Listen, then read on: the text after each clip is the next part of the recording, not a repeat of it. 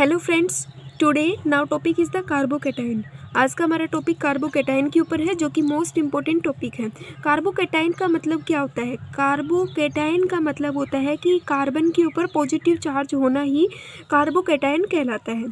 ठीक है, कार्बोकैटायन का मतलब क्या होता है कि केमिकल स्पीसीज होती है बीरिंग ए पॉजिटिव चार्ज। कार्बन जो है मतलब कोई हमारे पास केमिकल स्पीसीज होती है जिसके ऊपर पॉजिटिव चार्ज आना, और पॉजिटिव चार्ज किसके ऊपर आता है? कार्बन के ऊपर। ठीक है, कार्बन जो है वो कैरी करता है 6 electron on it valence shell के अंदर, इसलिए हम इसको क्या बोलते हैं? कार्बोकैटायन बोलते हैं, और कार्बोनियम आयन भी इसे हम बोलते हैं। ठीक है, कार्बोकैटायन का मतलब क्या होता है कि कार्बन जो है वो पॉजिटिव चार्ज को कैरी करे, इसी को ही हम क्या बोलते हैं? कार्बोकैटायन बोलते हैं। अब ये देखते हैं कि कार्बोकैटायन बनता कैसे है।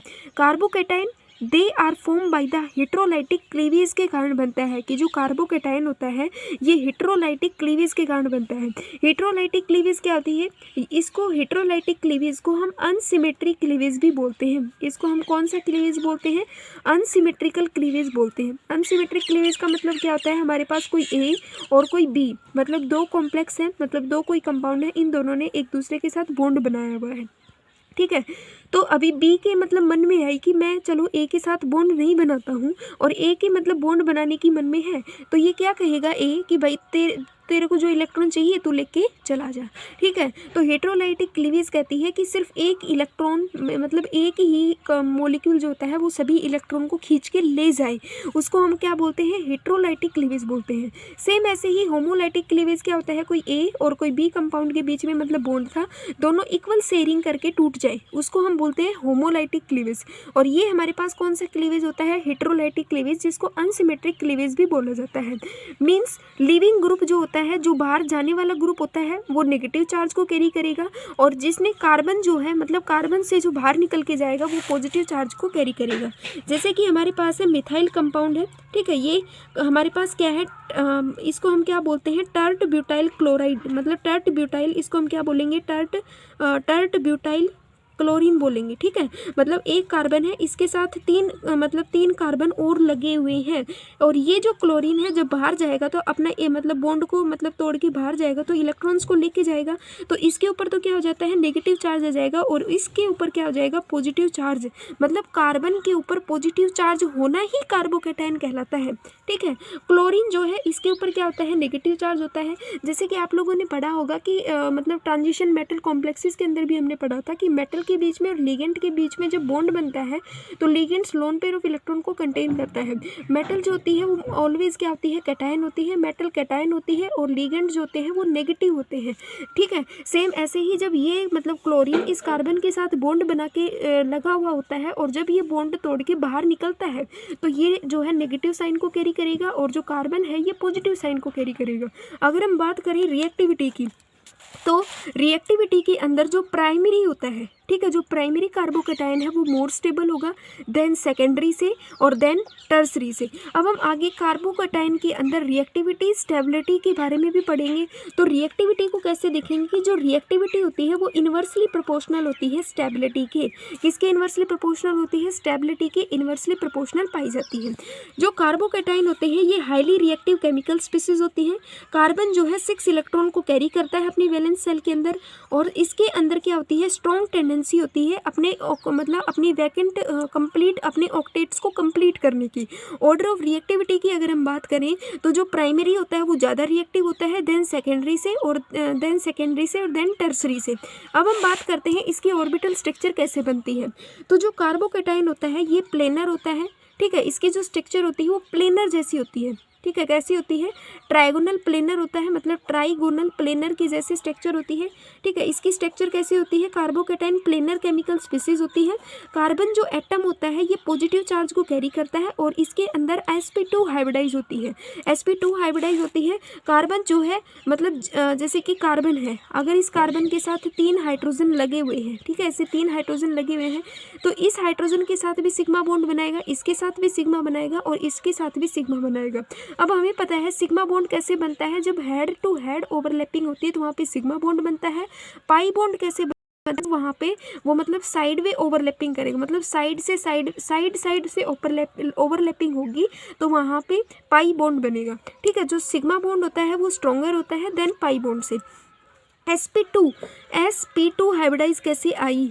जो ये p ऑर्बिटल्स होती हैं ये हमेशा एम्प्टी p ऑर्बिटल होती है। क्या होती है? ये खाली होती है। ये हमारे पास p ऑर्बिटल होती है यहाँ पे, और ये एक अल्काइल ग्रुप लगा, एक अल्काइल ग्रुप ये, एक अल्काइल ग्रुप ये।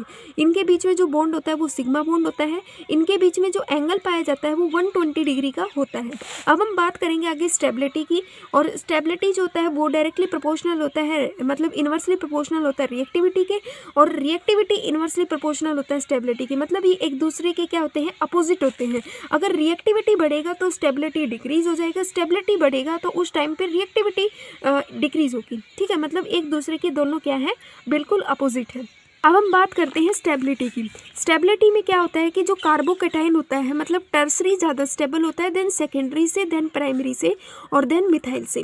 ठीक है, स्टेबिलिटी को हम दो वे से मतलब डिफाइन कर सकते हैं, एक इंडक्टिव इफेक्ट से और एक हाइपर कॉन्जुगेशन इफेक्ट से। इंडक्टिव इफेक्ट क्या कहता है? अब हमारे पास जो इंडक्टिव इफेक्ट होते हैं वो दो टाइप के होते हैं। एक होता है पॉजिटिव आई इफेक्ट शो करता है, और एक जो है यहाँ पे नेगेटिव आई इफेक्ट शो करता है। पॉजिटिव आई इफेक्ट कब शो करेगा? जब ये कोई कार्बन है, ठीक है, ये कोई कार्बन है, इसके ऊपर कोई अल्काइल ग्रुप लग जाए, मतलब ऐसे जैसे कि कोई अल्काइल ग्रुप लग गया, तो अल्काइल ग्रुप का काम क्या होता है कि इलेक्ट्रॉन को डोनेट करना। ठीक है, पॉजिटिव आई इफेक्ट का मतलब होता है कि इलेक्ट्रॉन डोनेटिंग करने वाला ग्रुप। आई का मतलब क्या होता है? इलेक्ट्रॉन को विड्रॉ करने वाला ग्रुप।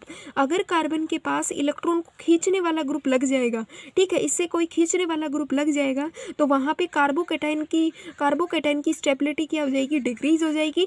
अगर कार्बोकेटाइन के ऊपर कोई इलेक्ट्रॉन डोनेटिंग ग्रुप लगा तो वो कार्बोकेटाइन की स्टेबिलिटी को बढ़ा देगा। मीन्स अगर इलेक्ट्रॉन डोनेटिंग ग्रुप लगेगा तो स्टेबिलिटी जो होगी किसी भी कार्बोकेटाइन की वो क्या हो जाएगी? इंक्रीज होगी।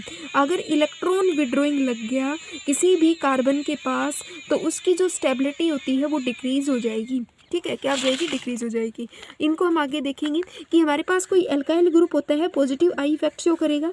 अल्काइल जो ग्रुप होते हैं वो हमेशा ही पॉजिटिव आई इफेक्ट होते हैं, जो कार्बन को हमेशा इलेक्ट्रॉन को डोनेट करने का काम करते हैं। जैसे कि कुछ इस प्रकार से सेकेंडरी कार्बन, मतलब क्लासिफिकेशन में भी आप देखोगे क्लासिफिकेशन ऑफ कार्बोकेटाइन भी आती है यहाँ पे, और आपकी स्टेबिलिटी भी आती है।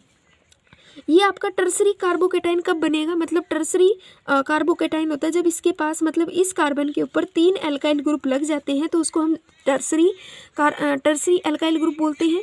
सेकेंडरी कब बोलेंगे? जब इसके ऊपर सिर्फ 2 अल्काइल ग्रुप लगेंगे। प्राइमरी कब बोलेंगे? जब इसके ऊपर सिर्फ और सिर्फ एक अल्काइल ग्रुप हो, और इसको हम मिथाइल बोलेंगे जिसके ऊपर कोई भी अल्काइल ग्रुप प्रेजेंट नहीं है। अगर 3 अल्काइल ग्रुप्स प्रेजेंट होंगे तो अल्काइल ग्रुप जो होता है उसका काम क्या होता है? इलेक्ट्रॉन को डोनेट करने का काम होता है।